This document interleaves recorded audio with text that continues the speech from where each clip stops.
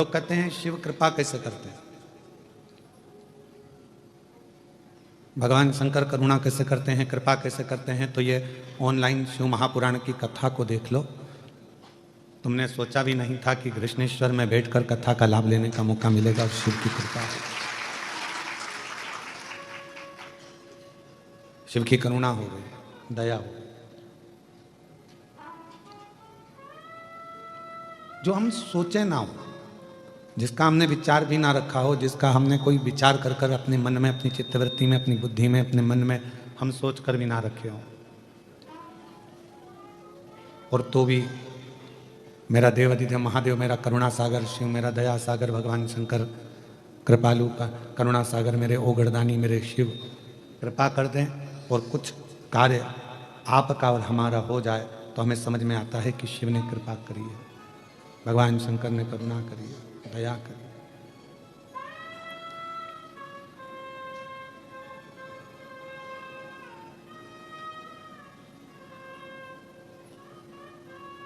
विश्वास किसको कहते हैं? संत नामदेव जी का चरित्र स्मरण करिएगा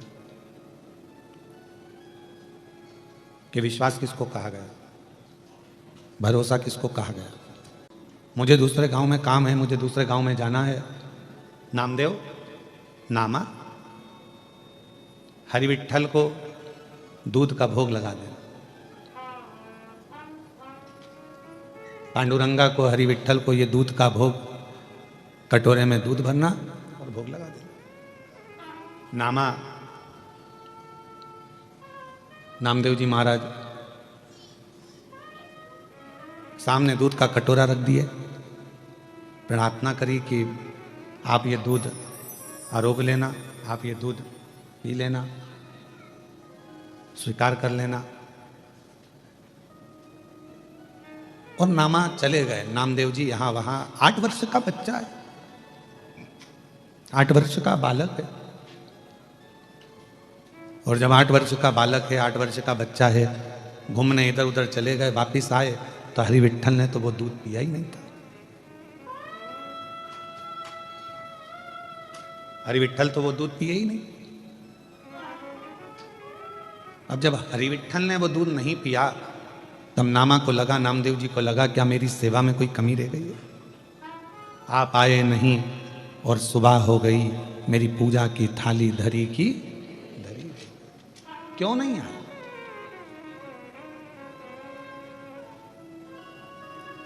क्या अपराध मुझसे हो गया जो मेरी पूजा की थाली धरी की,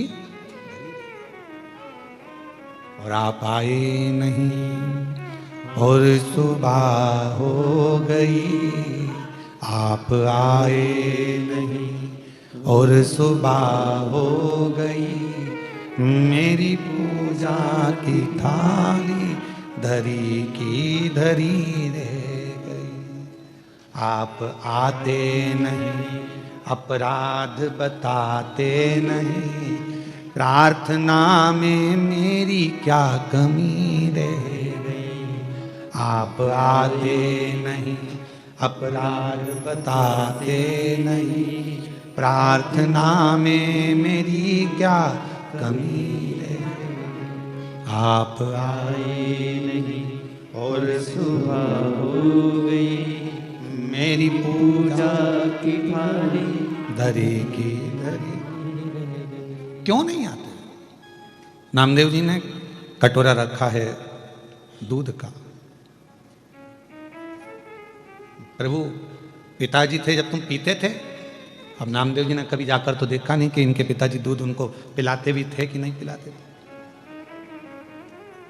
पर पिताजी कहकर गए हैं तो जरूर दूध पीते होंगे, ये पक्का है।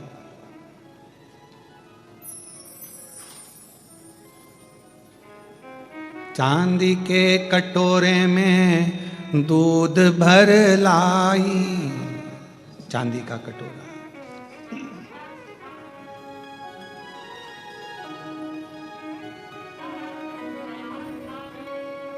और नाम नाम देव जी दूध वा पिलाई।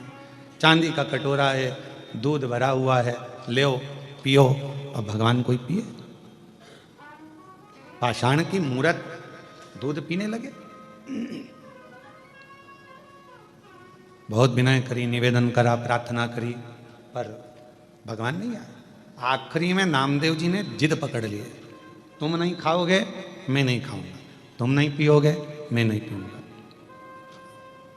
आपको दूध पीना पड़ेगा। सामने बैठ गए नामदेव जी, 8 वर्ष की अवस्था है, चेहरा देख रहे हैं भगवान हरि विट्ठल का, पांडुरंगा का।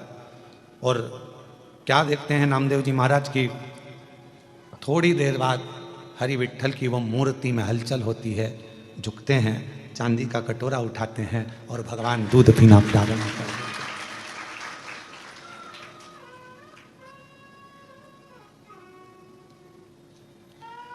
दूध पियो मेरे गोविंद प्यारे, और दूध पियो मेरे गोपाल प्यारे, दूध पियो मेरे गोविंद प्यारे, दूध पियो मेरे गोपाल प्यारे। दूध का कटोरा भगवान उठाए और दूध के कटोरे को भगवान उठाकर, बाहर का रिटर्न आ रहा है इधर का, इधर का प्रेशर अंदर आ रहा है, उसको देखो, उधर का कम करे, थोड़ा इधर का बढ़ाओ। दूध का कटोरा उठाया भगवान ने और वो दूध के कटोरे को परमात्मा ने पिया। किसके बल पर? एक विश्वास, एक भरोसा, एक दृढ़ता, एक भरोसा, एक विश्वास, एक दृढ़ता। बस यही शिव महापुराण, ये बक्से बढ़ाओ ना भाई। एक विश्वास के साथ, एक भरोसे के साथ में, एक दृढ़ता के साथ में। शिव को क्या चाहिए? भगवान शंकर को क्या चाहिए? एक आपका विश्वास। भगवान देवादिदेव महादेव को क्या चाहिए? आपका भरोसा, आपका विश्वास। जब एक लोटा जल लेकर हम भगवान शंकर के मंदिर में जाते हैं, जब एक लोटा जल लेकर भगवान देवादिदेव महादेव के पास जाते हैं, आपका विश्वास क्या कहता है, आपकी दृढ़ता क्या कहती है, आपका भरोसा क्या कहता है, ये आपके ऊपर निर्भर करता है। ऐसे तो माला फेरे तो जगमुहा और पंडित भयो ना कोई, पूरी जिंदगी माला पकड़ पकड़ कर बैठ गए और मालूम पड़ा कि भगवान मिला ही नहीं, तो क्या मतलब का माला फेरने से? और फिर कोई कहे कि हमने तो इतने जाप करे हैं, हमने इतने मंत्र जपे हैं, हमने इतनी माला जपी है, हमने इतना भजन करा है, हमने इतना कीर्तन करा है, हमने इतना मंत्र जाप करा, तो भगवान भी तो कह देगा करा तो सरी, पर मन से कितनी फेरी वो बता। मन तो रमा ही नहीं तेरा। और अगर मन लगा ही नहीं, हम आपसे भी कहते हैं, जितने भी यहाँ बैठे हुए हैं, चाहे आस्था चैनल पर कथा सुन रहे हो, चाहे फेसबुक यूट्यूब पर कथा सुन रहे हो, चाहे कृष्णेश्वर बाबा के इस पवित्र प्रांगण में बाबा कृष्णेश्वर की गोद में बैठकर कथा का रसतत्व ग्रहण कर रहे हैं, हम आपसे भी कहेंगे आपका विश्वास कितना दृढ़ है,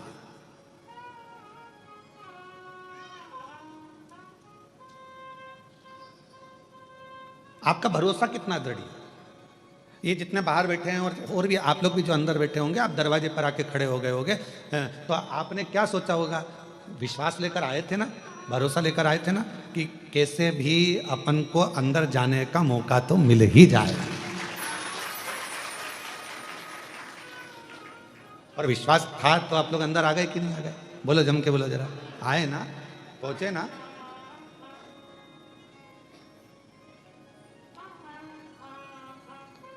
अब इतने नजदीक तक आ गए हो, इतने पास तक पहुंच गए हो, शायद पहले किसी कथा के पंडाल में तुम इतने पास तो नहीं पहुंचे हो, ये भी पता है।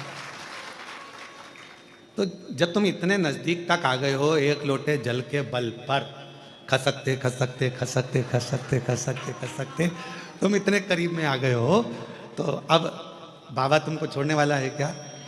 वो हाथ पकड़ लेगा तो फिर छोड़ता नहीं है, वो दूर नहीं है, अपने करीब में।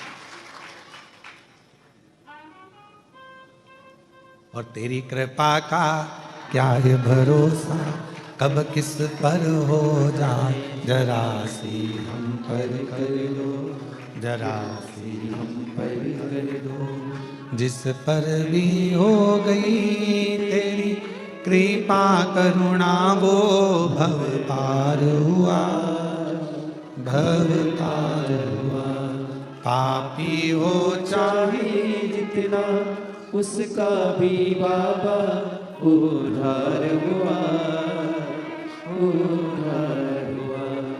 गिद्ध अजामिन गणिका जैसे मेरे मन को भाए, जरा सी हम पर कर दो, जरा सी हम पर कर दो। तेरी कृपा का क्या है भरोसा, कब किस पर हो जाए, जरा सी हम पर कर दो, जरा सी हम पर कर दो। बाबा तेरी करुणा इतनी है, हमने सोचा नहीं, विचारा नहीं, हमने कभी इस बात को विचार नहीं करा कि हम इतने नज़दीक तक पहुंच जाएंगे, कथा का रस तक वो ग्रहण कर लेंगे, तेरी अविरल भक्ति को प्राप्त कर लेंगे।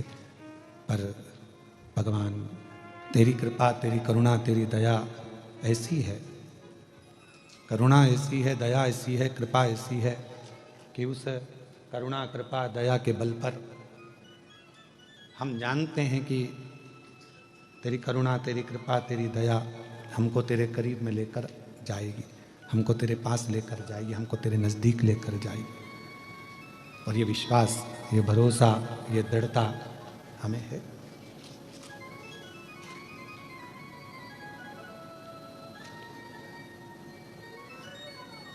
पार्वती जी, माँ सती जी, उमा, कात्यायनी, कुष्मांडा, स्कंदा, ये जितनी भी देवियां हैं, हम क्यों इनकी आराधना करते हैं? कभी आप लोगों ने विचार करा कि माता जी की, हम लोग आद्य शक्ति दुर्गा भवानी की, माँ उमा की, माँ कात्यायनी की, चंद्रघंटा की, स्कंदा की, इन माताओं की आराधना हम क्यों करते? क्यों माँ अम्बा जगदम्बा की हम आराधना करते हैं? कभी आप विचार करें, करिएगा विचार। ऐसी कोई देवी नहीं है,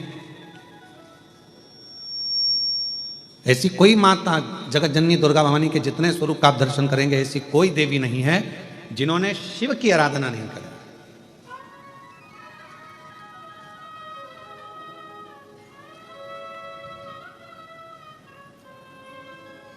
और ऐसी कोई देवी नहीं है जिन्होंने शिव से वर प्राप्त ना करा।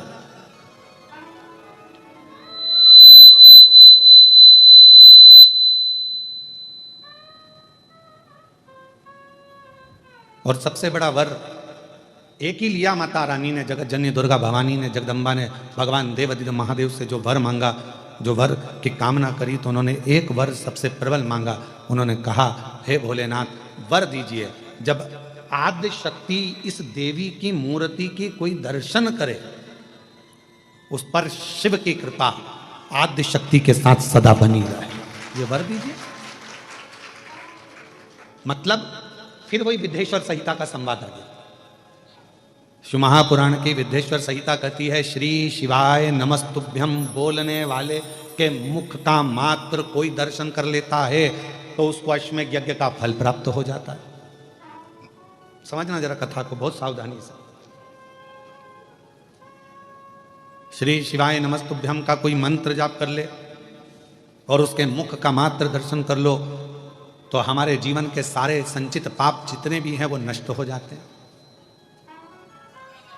तो देखा जाए तो जैसे शंकर भगवान ने आद्य शक्ति दुर्गा भवानी को वर दिया कि तुम्हारे मूर्ति का दर्शन जो करेगा, हे दुर्गा, हे आद्य शक्ति, हे जगदम्बा, हे चामुंडा, हे कात्यायनी, हे गौरा, हे स्कंदा, हे मां चंद्रघंटा, हे चिंतपूर्णी, हे मनसा, हे कांगड़ा, हे ज्वाला, हे वैष्णव, हे मैयर, जो तुम्हारे इस स्वरूप का दर्शन करेगा, जो मांगेगा वो फल उसको प्राप्त होगा, मनवांचित फल उसको प्राप्ति हो, शिव की कृपा होगी।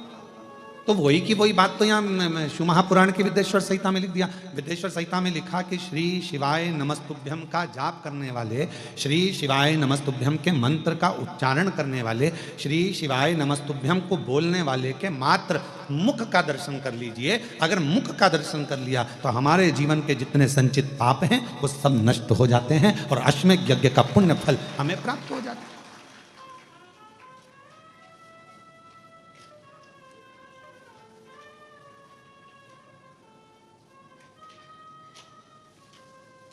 अब कुछ नहीं कर सकते तो इतना तो कर सकते हैं कि अपन जो श्री शिवाय नमस्तुभ्यम बोले उसको देख ही लें, बहुत है। इसलिए शिव महापुराण की कथा में आपसे बारंबार श्री शिवाय नमस्तुभ्यम, श्री शिवाय नमस्तुभ्यम, श्री शिवाय नमस्तुभ्यम, श्री शिवाय नमस्तुभ्यम, श्री शिवाय नमस्तुभ्यम, श्री शिवाय। क्यों शिव महापुराण में आपसे हम श्री शिवाय नमस्तुभ्यम मंत्र का जाप करवाते हैं, बारंबार मंत्र बुलवाते हैं? क्यों? क्योंकि आप जब मंत्र का जप कर कर कहीं से भी निकल कर जाओ, घर जाओ, परिवार में जाओ, किसी रोड पर से निकल कर जाओ, किसी मार्ग पर से निकल कर जाओ, और आपके चेहरे का भी यदि कोई दर्शन कर ले और वो कोई अच्छे कार्य के लिए जा रहा हो, तो आपके चेहरे का दर्शन करके उसका कार्य सफल हो जाए। ये श्री शिवाय नमस्तुभ्यम के मूल सार है।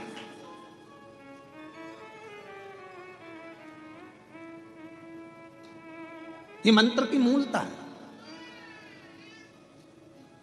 एक श्री शिवाय नमस्तुभ्यम मंत्र। तो यहां आद्य शक्ति दुर्गा भवानी वो कहते हैं ना कि आप व्यस्त हो तो समझ लो कि सबसे ज्यादा मस्त हो। आप व्यस्त हो तो समझ लो कि सबसे ज्यादा, जम के बोलो जरा, मस्त हो। और आप किसी की खुशियों को देखकर त्रस्त हो तो समझ लो काय के मस्त हो। किसी की खुशी देखकर कोई अच्छे पद पर बैठ गया, कोई अच्छी कुर्सी पर बैठ गया, कोई अच्छे पद पर पहुंच गया, कोई अवधि पर पहुंच गया, कोई बहुत अच्छा काम कर लिया, किसी ने बहुत अच्छा कार्य कर लिया, और उसको देखकर आप अंदर ही अंदर से त्रस्त हैं, तो फिर काय के मस्त है, काय के मस्त। इसलिए शिव महापुराण की कथा कहती है कि भगवान से प्रार्थना करा करो कि मुझे व्यस्त रखना। अगर मैं व्यस्त नहीं रहूंगा तो लोगों की अवगुण देखूंगा, लोगों के गलत गलत भाव देखूंगा, अच्छा ही नहीं देख पाऊंगा। इसलिए मुझे व्यस्त रखना। व्यस्त, आप व्यस्त हो तो समझ लो कि आप मस्त हो। और यदि दूसरे की खुशियां देखकर आपका मन त्रस्त हो रहा है तो फिर ऐसी मस्तता किसी काम की नहीं।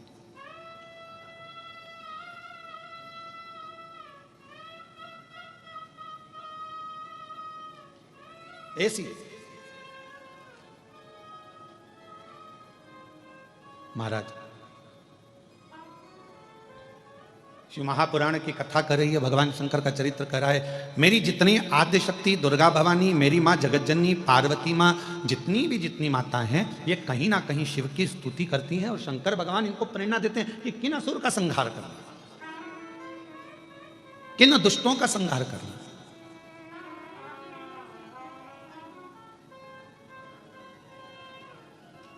गंगा अवतरण की कथा सुनी आप लोगों ने?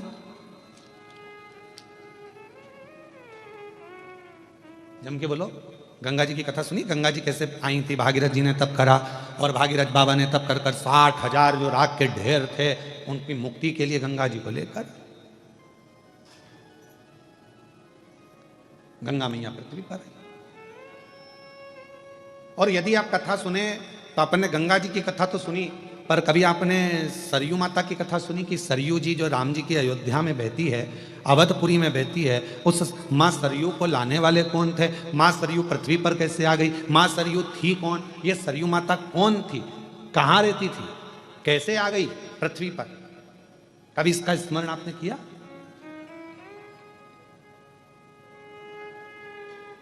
हमने नर्मदा जी का स्मरण करा, हमने यमुना जी का स्मरण करा कि कालिंदगिर पर्वत पर रहती थी माँ यमुना जी, कालिंदी महारानी, और अविरल करती करती भगवान कृष्ण की पट रानी बनकर आनंद के साथ निवास करती है। ये हमने यमुना जी का स्मरण करा। गंगा जी का हमने स्मरण करा। माँ सरयू जी का प्रागट्य कैसे हो गया? माँ सरयू जी कैसे आ गई पृथ्वी पर? लाने वाले माँ सरयू जी को कौन थे? कैसे माँ सरयू पृथ्वी पर आ गई? अवधपुरी में माँ सरयू जी को इतना आनंद से पूजा जाता है, स्मरण किया जाता है, स्नान किया जाता है। माँ सरयू इस अवध में कैसे पहुंच गई? माँ सरयू इस भूमंडल पर पृथ्वी पर कैसे आ गई? कौन थी यह माँ सरयू? कभी हमारे मन में यह भाव आया? तो शिव महापुराण की कथा बड़ा सुंदर वर्णन कर रही है सरयू माता के चरित्र का। अब माता का चरित्र चल रहा है। माँ आद्यशक्ति, माँ दुर्गा, माँ भवानी, माँ जगदम्बा, माँ सती, माँ उमा, इनके चरित्र के बीच में ही हम माँ सरयू का चरित्र स्मरण करें। जैसे आपसे कोई पूछे तो आप कह सकते हो कि हमने मां सरयू जी के प्रगट की कथा श्रवण करी है, मां सरयू के पृथ्वी पर आने की कथा श्रवण करी। कौन है ये भगवान नारायण के, भगवान विष्णु की मानस पुत्री है सरयू। मानस पुत्री इतनी सुंदर थी, इतनी सुंदर, सुंदर सुंदर घुंघराले केश मां सरयू जी के, मस्तक पर बिंदी लगी है, होठों पर लाली है, कानों में झुमका है, गले में सुंदर हार पहनी हुई है और मस्तक पर एक सुंदर सा बेंदा लगा हुआ है, टीका लगा, सुंदर लहंगा, सुंदर चोली, सुंदर पांव में पैजनिया, सुंदर हाथ में चूड़ा, उंगलियों में मुद्रिका,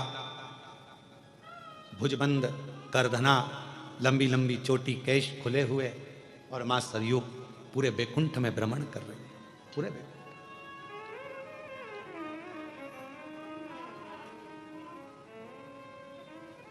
पूरे बैकुंठ में भ्रमण कर रही है।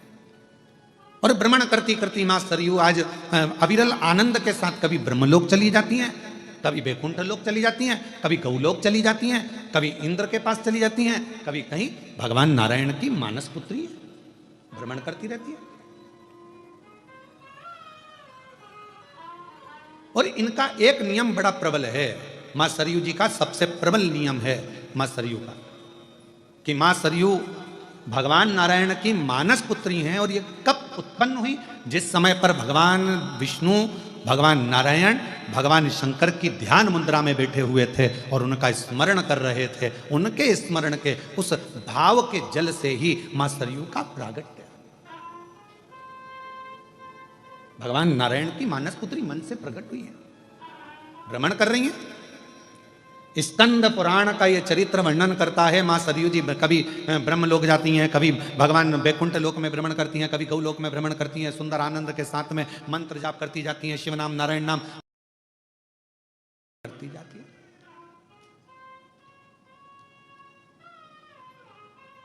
और शंभु शरणे मांगू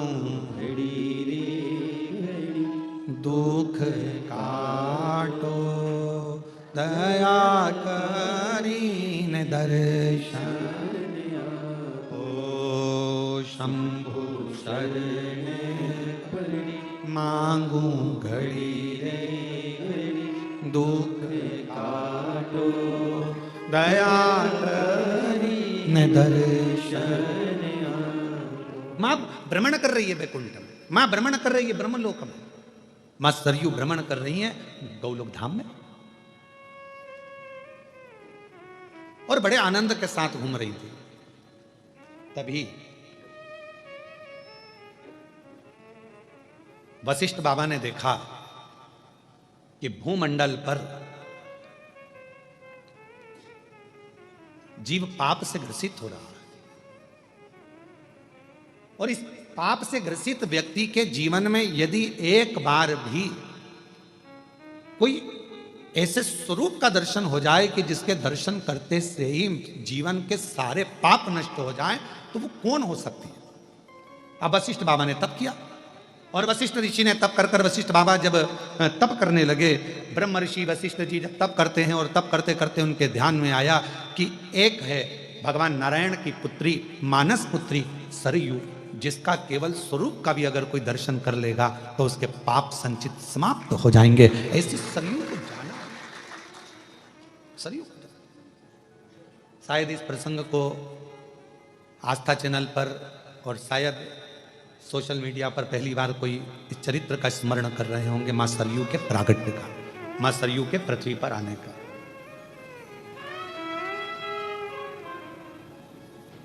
कि मां सरयू पृथ्वी पर कैसे आई, और संपूर्ण को आप लोगों के लिए पितृपक्ष का सबसे सुंदर आनंदमय कथा प्रसंग है, जिस प्रसंग को सुनकर आपके पितृ भी तृप्त होंगे और आप भी तृप्त होंगे। वशिष्ठ बाबा ने तप किया, ब्रह्मर्षि वशिष्ठ तप कर रहा है,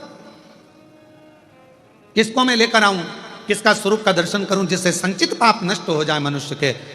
तब ब्रह्मर्षि वशिष्ठ जी ने ध्यान लगाकर देखा तो भगवान नारायण की मानस पुत्री सरयू बड़ी अच्छी है, सुंदर है, पवित्र है। अगर ये भूमंडल पर आ जाए, पृथ्वी पर आ जाए तो